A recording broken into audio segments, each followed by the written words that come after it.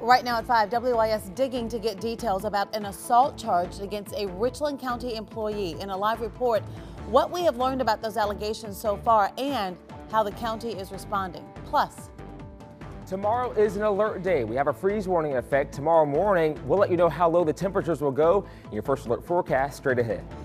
And continuing our discussion of protecting children, we're sitting down with participants in this weekend's March for Our Lives event here in Columbia. Your News at 5 starts right now. Live, local, now. This is WIS News 10.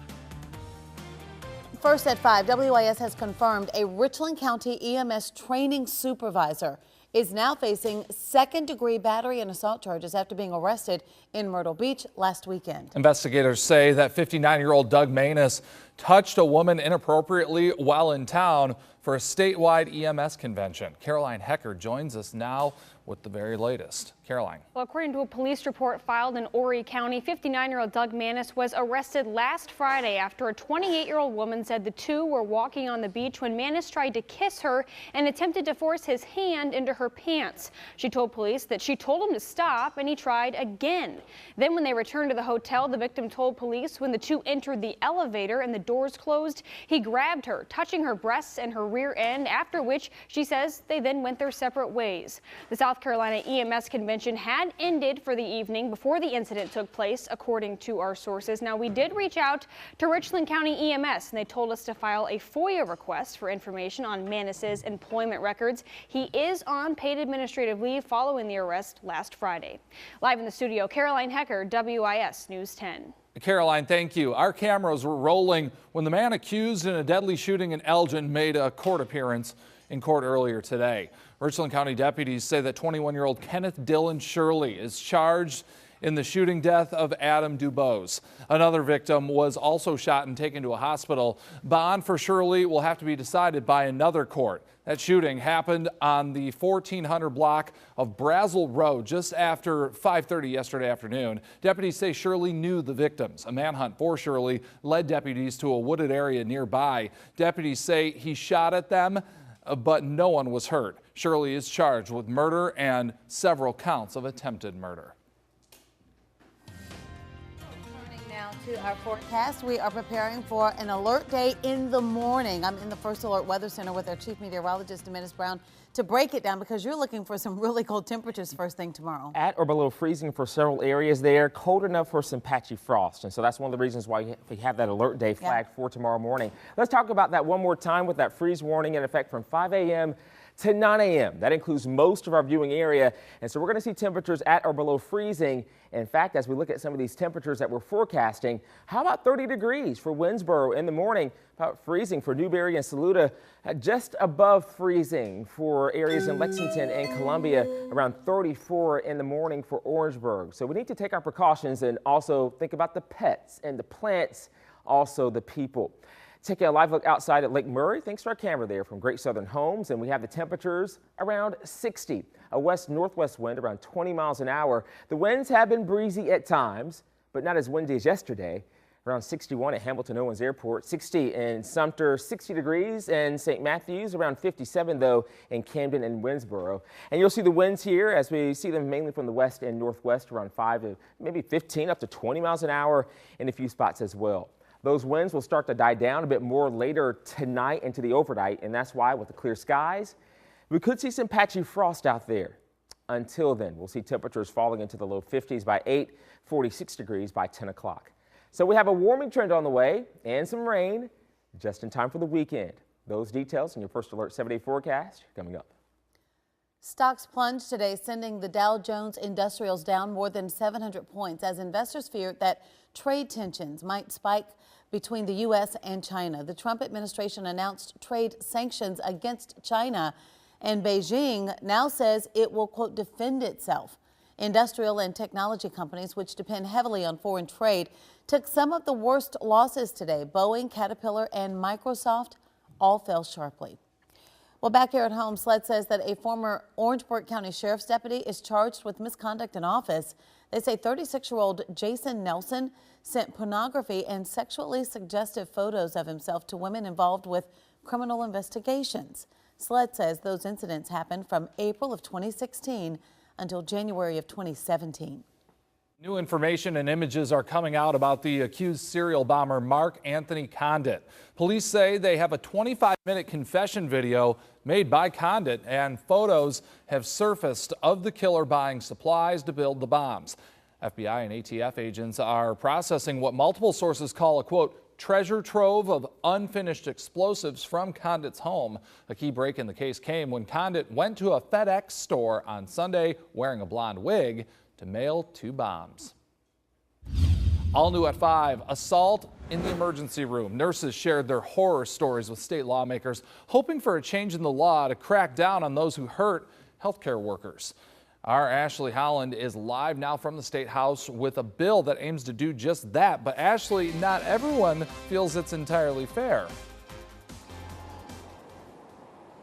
No, that's right. Although we heard stories of patients who have tried to do harm to those who just try to treat them, there is some opposition to this bill. Those who spoke up for the mentally ill said this is a bad bill. Now, in this meeting this week, nurses and first responders showed up. They crowded the meetings in hopes of passing a bill that makes it a felony to assault a healthcare worker. That would mean stricter penalties than just assaulting anyone, making it assault and battery of a high and aggravated nature to injure the healthcare worker, for instance, like an ER nurse. Nurses told me that it is a matter of feeling safe at work and being protected, but those against it argue it's too harsh and wouldn't actually act as a deterrent. If we are assaulted, that we've got appropriate, there's appropriate repercussions. If you choose to hurt somebody that's trying to help you, then you're dealt with accordingly. Some people with Alzheimer's illnesses can be aggressive. The way this bill is stated, if one of them just happened to slap someone, that would be a felony, high and aggravated nature assault with potentially a 20-year sentence.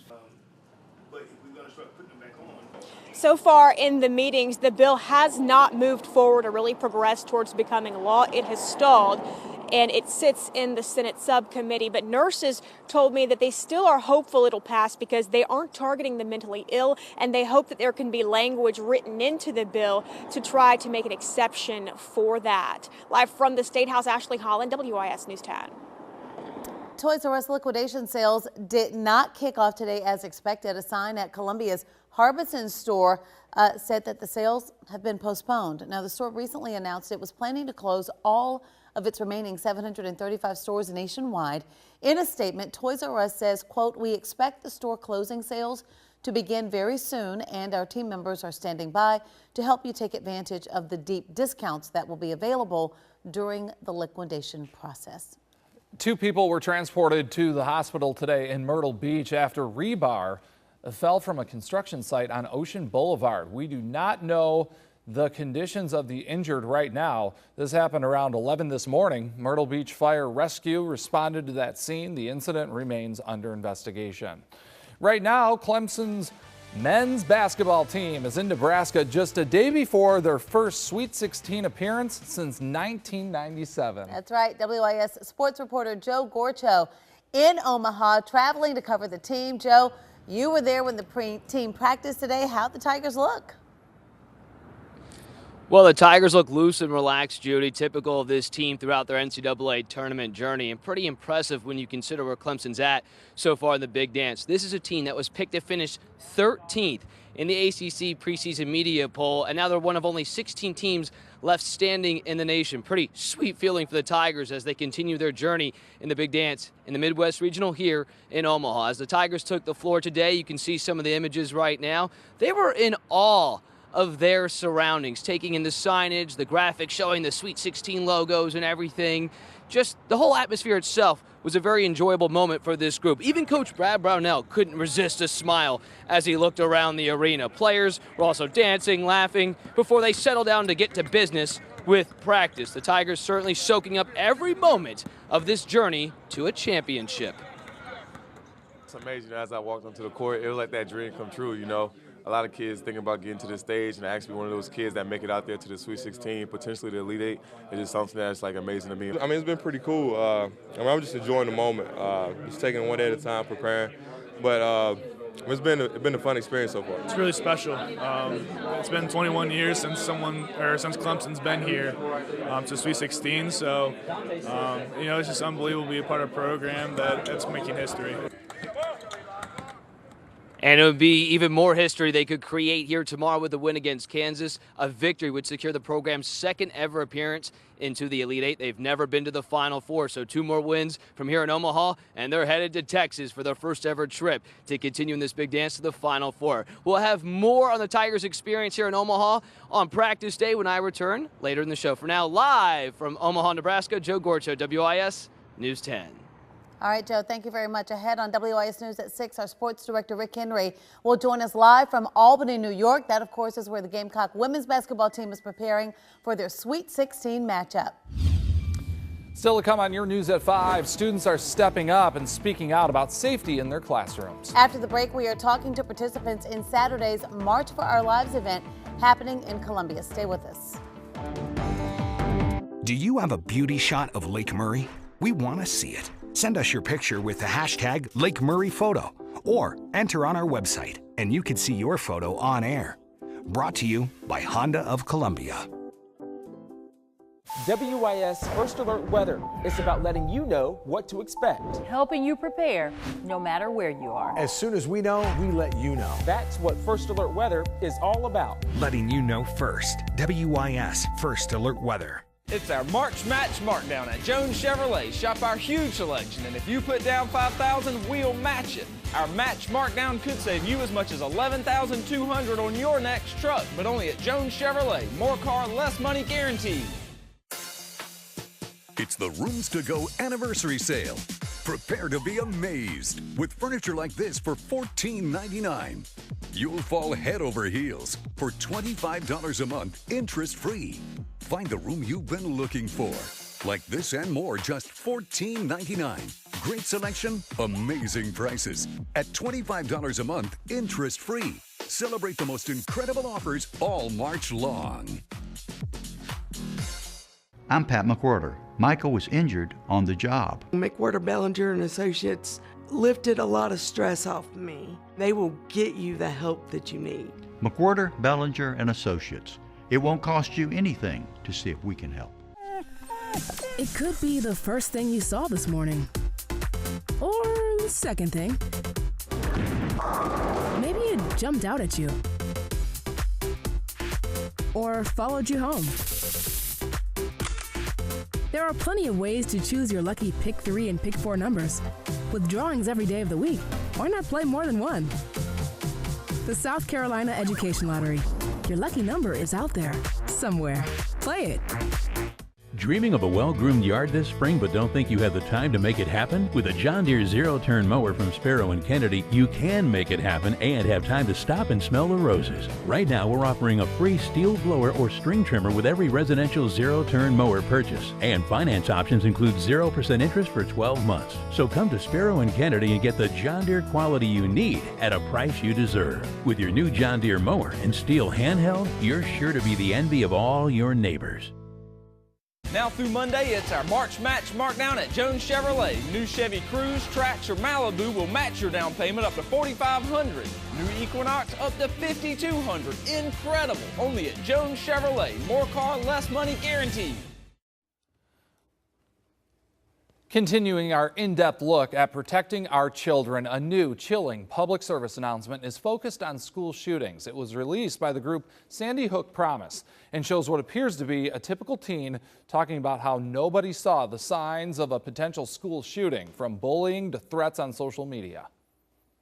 Most people think that a school shooting, could never happen here. But those same people are the ones who saw all the signs and never said anything. Being bullied, the obsession with guns, even posting on Instagram about shooting up the school. I mean, no one said anything. I'm sure tomorrow somebody will wish they had said something. That PSA is part of the Say Something program by the organization that educates students, parents, and teachers about speaking up when they see signs of a potential school shooter. In the wake of mass school shootings, a state representative is asking for metal detectors to be placed in public schools. Representative Wendell Gilliard filed the resolution today, asking for at least one walk-through metal detector in public schools.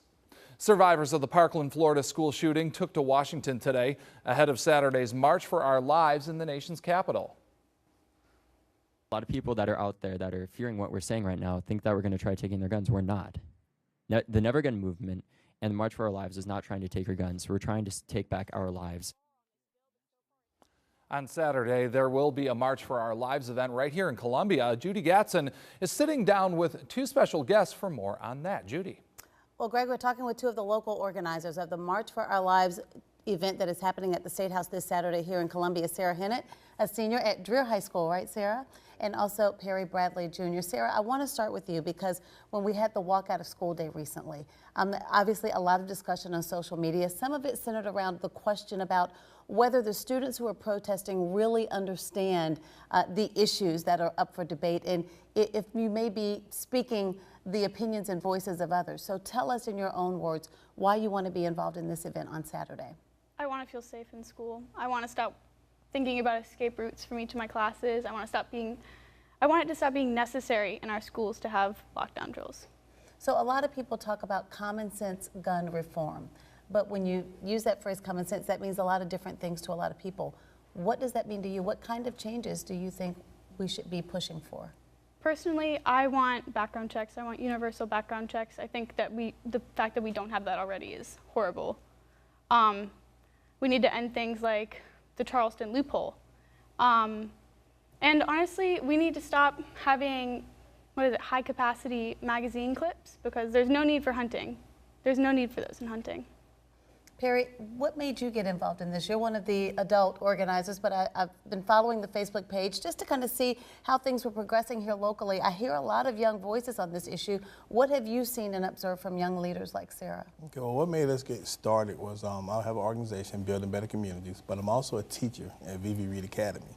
So in seeing everything that's been going on, I'm very proud of the students that have actually stepped up because it's about time someone actually did more because we've been doing it for like years. BBC has done gun buybacks with the Richland County Sheriff's Department. We've done several things and nothing has seemed to work. You know, in 2000, the women had the big women's march and it just, now I think it's time for really us to take a chance and make a change. Regardless of where you stand politically, I've talked with so many people who have been impressed, Sarah, by the young leadership, the way that you guys are expressing yourselves, the way you are calling for change, and the way that you're becoming politically active. Again, regardless of where you stand politically, I think so many issues in our country, in addition to this, really are a result of people being apathetic and not being involved in our government, in our political system. What are your hopes and dreams? I want people to stop being desensitized for issues like this. I want people to stop having to be desensitized to issues like this. We shouldn't have to be.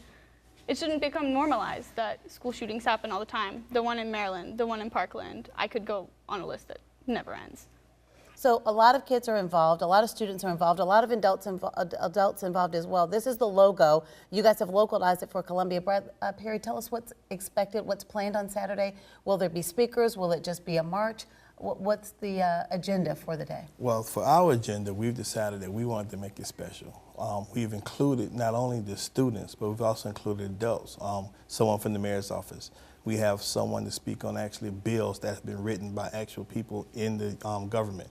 We have Richland County Sheriff's Department, the Columbia Police Department, BPS. Everyone has actually teamed up with us. The Faith Coalition on Gun Violence. Everyone that we believe can make a change and help make a change, we've invited out. We also have a special guest. Angie Stone and Patti LaBelle are actually performing that night. So they're going to come. Well, I know Angie has committed to actually coming out. And so we have some local performers, and we hope to have a great event. Sarah, tell everybody if they want to find out more about this, if they want to come out to the event and hear what people have to say on Saturday, what's the time, what's the place, where do they need to be? So the march lineup begins at 9 a.m. at Sumter and Calhoun. Calhoun, yes. Sumter and Calhoun. And we will start marching to the State House at 10 a.m. Okay. Well, thank you both for being here. We'll, of course, have much more coverage on Saturday to see how the event unfolds. All right. Thank you. Again, the March for Our Lives is this Saturday at the South Carolina State House. More details on WISTV.com. We will be right back.